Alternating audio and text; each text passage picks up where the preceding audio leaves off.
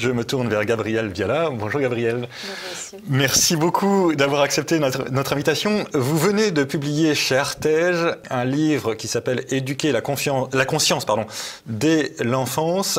Ça vient après plusieurs livres que vous avez publiés sur l'éducation à la chasteté, sur la féminité, sur un certain nombre de sujets d'éducation et de vie chrétienne normale, saine en quelque sorte, saine. Avant d'être sainte, il faut d'abord avoir une vie saine.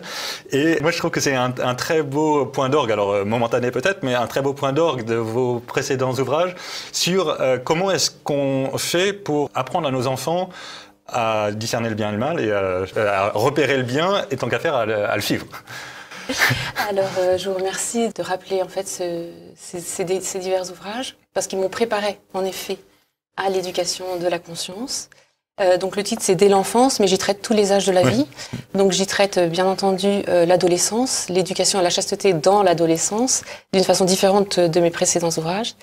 Et puis mes divers engagements pour la vie et pour la famille m'ont fait percevoir toute la nécessité de la conscience, en particulier la conscience droite des époux, par exemple, dont parle Paul VI dans Humanité.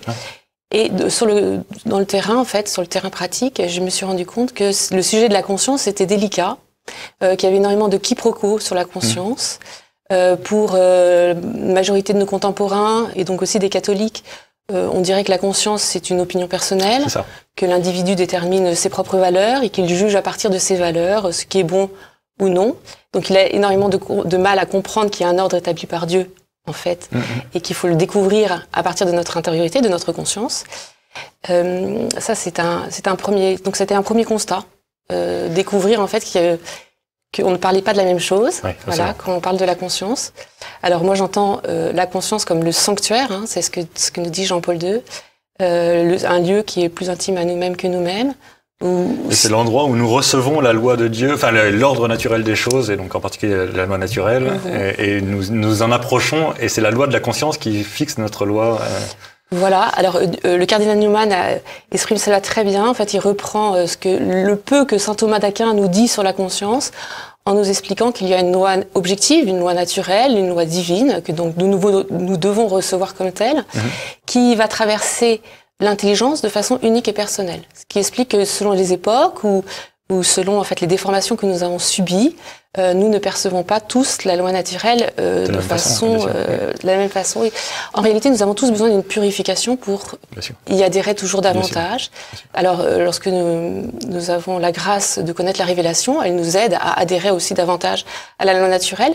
Mais disons que tout homme de bonne volonté, normalement, c'est accessible à la simple raison. Mais... Et alors, du coup, Newman arrive à tenir, on pourrait dire, des écoles sur la conscience un peu qui toutes peuvent nous aider de comprendre la conscience comme un lieu, donc le cœur profond dans le sens biblique du terme, de le comprendre comme une voie qui nous enjoint à faire le bien et à éviter le mal. Alors ça c'est plutôt saint Augustin qui a cette définition de la conscience que l'Église reprend dans le catéchisme de l'Église catholique, même si les paragraphes du catéchisme de l'Église catholique peuvent paraître quelquefois un peu nébuleux parce qu'ils sont complexes. On ne sait plus si c'est une voie ou un lieu.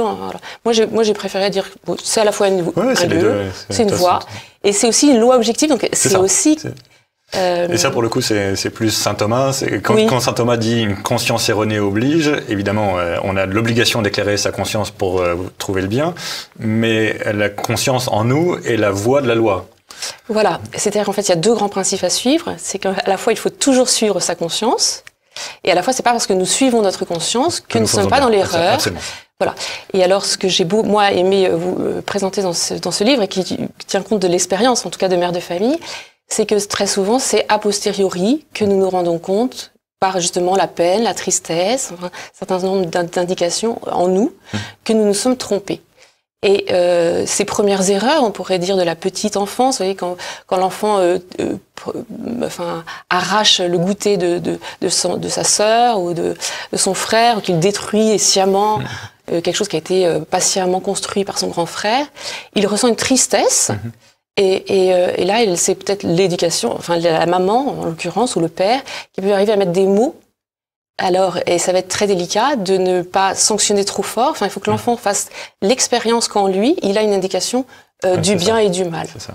Voilà. Et donc, c'est ça qui est paradoxal, c'est que nous nous formons aussi notre conscience par différents biais, mais aussi par l'expérience. Et ça a été une des motivations de cet ouvrage, c'est que je pense qu'on n'a pas assez insisté sur l'aspect de l'expérience de la conscience.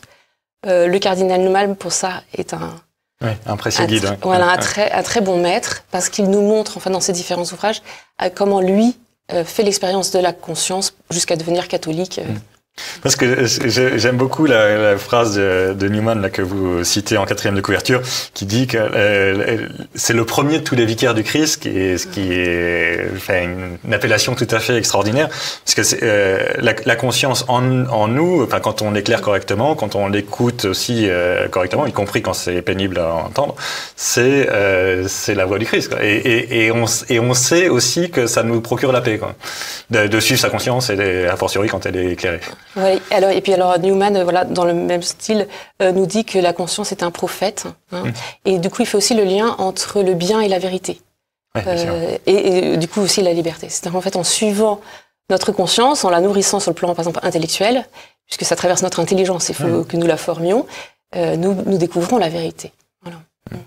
Oui, et puis encore une fois, c'est la logique de conscience erronée oblige, c'est que ce que nous croyons être vrai devient un impératif pour notre volonté, en quelque sorte. Donc évidemment, on peut s'être trompé du point de vue de la vérité, on peut croire vrai ce qui est faux et inversement, mais on est tenu de suivre sa conscience, y compris quand elle nous dit une chose fausse. Oui, et donc c'est extrêmement exigeant pour l'éducation. Absolument. En fait, c'est aussi extrêmement exigeant pour l'accompagnement spirituel. Oui. Ouais. Et d'abord pour les parents, ce qui est une responsabilité tout à fait effrayante quand on lit votre livre, on se dit qu'est-ce que j'ai loupé. Alors, c'est pas le but. Non, au contraire, ce livre c'est un encouragement. Donc il contient énormément d'illustrations, énormément d'histoires. Et peut-être que j'ai quand même lourdement insisté, j'espère que... Non, mais bien sûr, je dis ça en plaisantant, mais il n'empêche que ça fait partie quand même de l'équation. Oui. Évidemment qu'on est, on est inadéquate à notre propre conscience et a fortiori à la propre conscience de nos enfants, quoi. Oui, et à la fois, il y a cet aspect, presque ce conseil évangélique, c'est-à-dire qu'il nous faut avoir confiance dans la précision de la conscience, c'est-à-dire que Dieu veut quelque chose de particulier pour chacun de nos enfants, cela nous appartient pas. Ouais. Et en fait, Dieu veille sur eux. Voilà. Moi, il y a quelque chose qui m'a passionnée, en fait, quand j'ai écrit ce livre. Lorsque j'écris un livre, j'aime reprendre l'évangile, en regardant particulièrement le thème par exemple, j'ai lu l'évangile en regardant particulièrement l'attitude de Jésus vis-à-vis des femmes. Par exemple, vous voyez, lorsque j'ai écrit sur la femme. Et là, dans cet ouvrage, je me suis dit comment le Seigneur éveille les consciences, comment il... Et en fait, c'est extrêmement beau de voir la délicatesse de Dieu vis-à-vis des consciences de ses interlocuteurs dans l'Évangile, mais du Christ, mais aussi comment il fait confiance à la précision des consciences. Par exemple, à l'aveugle Bartimée, notre Seigneur dit « Que veux-tu que je fasse pour toi ?» Donc, il renvoie l'aveugle à son intériorité. Voilà. Mais par exemple, lorsque le docteur de la loi... finalement, on veut piéger Jésus en lui demandant qui est le prochain. Du coup, là, le Seigneur va utiliser l'analogie avec l'histoire du bon samaritain. Mais à la fin, le Seigneur répond pas à la question première, mais lui dit « Lequel des trois, à ton avis ?»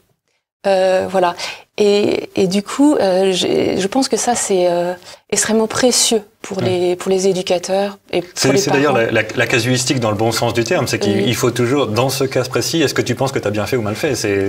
La casuistique peut être quelque chose de tout à fait tordu, mais ça peut être aussi quelque chose d'assez sain. Il y a une vérité absolue, mais ce qui est intéressant pour mon agir moral, c'est la vérité dans ce contexte-là.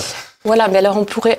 les difficultés, c'est comme on a aussi un certain nombre de conditionnements, comme on a nos émotions, comme on a nos passions. Bien sûr. En fait, on peut déplacer avec une histoire. Bien sûr, voilà. Bien sûr. Comme pour David, où le prophète va déplacer avec l'histoire pour lui faire comprendre la gravité de l'adultère. Voilà. Et du coup, ça fait une pause, en fait. Par rapport aux émotions, on pourrait dire, parce qu'on est tous dans un... Oui, bien sûr. Et donc, la personne est obligée de réfléchir sur une histoire qui lui paraît neutre, extérieur en tout cas, extérieur à lui. Et puis après, en fait, lui, notre Seigneur, c'est très simple. Après, il dit, fais de même. Toi aussi. Déduisant ton activité à toi. Quoi. Toi aussi, fais de même. Vous voyez, pour la femme adultère, il ne va pas non plus répondre tout de suite au problème de cette femme, il renvoie tous ses interlocuteurs à leur conscience. Voilà. C'est radical. Et puis après, il crie par terre, en fait. Et ça, je pense que c'est une de nos difficultés actuelles, parce que nous sommes quand même, les parents, les éducateurs, nous sommes quand même dans un monde qui est extrêmement difficile pour l'éducation. Nous avons quelquefois peu de relais. Nous pouvons en avoir dans le scoutisme, dans certaines paroisses, des écoles, bien sûr. Hein, c'est très précieux. Puis on a l'énorme problème des réseaux sociaux, on a l'énorme problème des écrans. Enfin, c'est quand même considérable. Et du coup, on est tous tentés par une espèce de perfectionnisme. Et du coup, on peut se rigidifier et penser qu'il nous faut contrôler nos enfants. Et en fait, ce sujet de la conscience, je pense que vous avez raison, hein, c'est très exigeant. Ça nous renvoie à nos propres consciences. Et ça doit être la partie difficile de mon livre.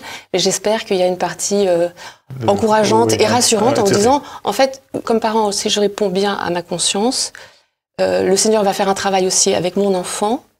Et ça sera en son temps. Écoutez, on va rester sur ces paroles d'espérance qui sont un des aspects de la conscience et probablement celui qui va nous stimuler à avancer. Merci beaucoup. Donc Gabriel Viala, Éduquer la conscience de l'enfant, c'est paru aux éditions Artege. Merci.